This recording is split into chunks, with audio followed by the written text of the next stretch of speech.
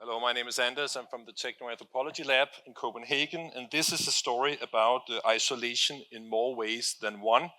It is a story of me being alone with an ethnographic archive of 300 interviews, but the story begins before that, namely the day after COVID lockdown hit Denmark in March 2020.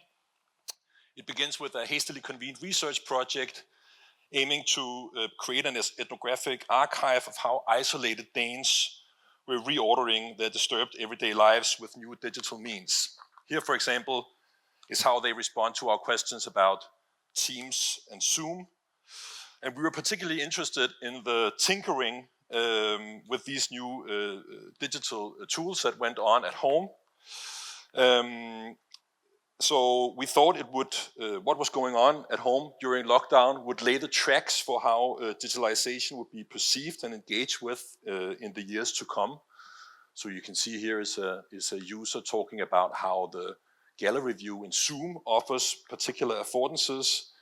And our informants, and generally we're discovering sort of the different social affordances of apps that support, for example, everyone seeing everyone at once, or apps that, like Teams at the time, did not.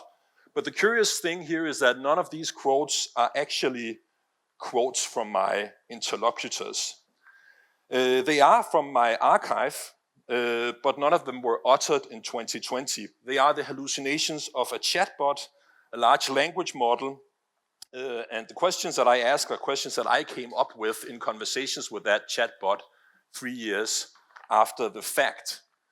So you may rightly ask, where is my ethnographic archive in all of this? How does a chatbot know about my interlocutors? The language model that I use is called Wizard. It is an instruction-tuned version of Meta's 13 billion parameter LLaMA model. And all it has seen in its training is 1 trillion text tokens from 20 different languages all around the internet. Well, yes and no, because I force my wizard to see certain things like this, an original quote from my archive, so this is actually something that was uttered. And as you will notice, that bears some similarity with the way that my chatbot is answering me. In fact, I force Wizard to see several excerpts from my archive before it answers. I curate those excerpts so that they correspond to the questions I am asking. And taken together, my question and the excerpts become a prompt for the model. So this method is known as prompt ingestion. It allows you to guide a large language model in its answers, and I think guide is the right word here, without having to engage in the costly business of training a language model or retraining a language model. It's called that because you ingest the information you want at the point of prompting the model. So in order for me not to have to manually select excerpts from my archive each time I ask a new question, I have turned all of my interviews into a word embedding. And the system then sees my question, it conducts a semantic similarity search in the archive and retrieves a set of relevant excerpts. This is possible because each question-answer snippet from each interview can be located somewhere in semantic space in my word embedding, and because the question I'm asking also belongs in that semantic space, and so it is closer to some excerpts than it is to others. So the ones closest are the ones my system will select. And the way that that feels for me, talking to my chatbot, is like it feels for you talking to any other chatbot. I ask the question, it answers, although quite a bit slower, but the system basically takes care of the whole retrieval of excerpts behind the scenes without me worrying about it, so I can have a natural conversation. And this has some interesting consequences, one of them being that I always talk to not one of my interlocutors, but a synthetic composition of many of them at the same time. Here I'm asking about how you keep up with friends and family at home. And another interesting consequence here is that the model remembers my conversation. So because my previous question was about Zoom and Teams, where it retrieved other parts of my archive, it now composes that into the synthetic being that I'm having an interview with. So it now begins to hallucinate that what would it be like if Zoom and Teams were also ways in which you were seeing your friends?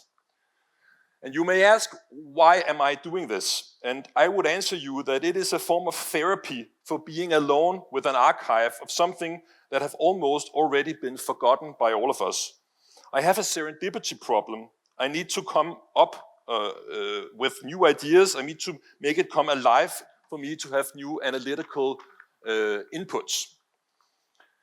We were 16 ethnographers working to collect this archive, and it was a very substantial amount of material collected in a very short period of time. 300 interviews, 100 observations at virtual events, 100 mobile diaries, and none of us know more than a fraction of that material by personal experience. So that exacerbates the problem of serendipity.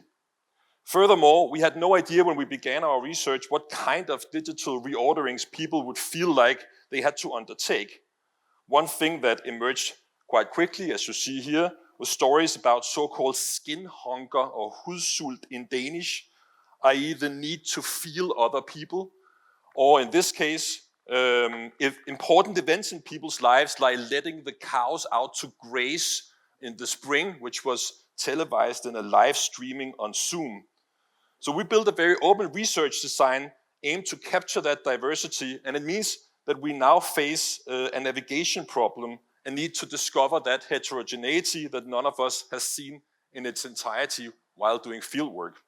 I work with a bunch of authors who write movie scripts, and when I told them about this, they said, well, this is your friend on crack.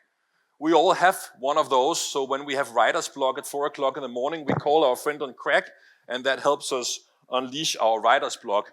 And I don't know if that's the apt metaphor, but I think there is some poetry to the way my chatbot is answering me. Here is how it answered the simple question, how are you? Thank you.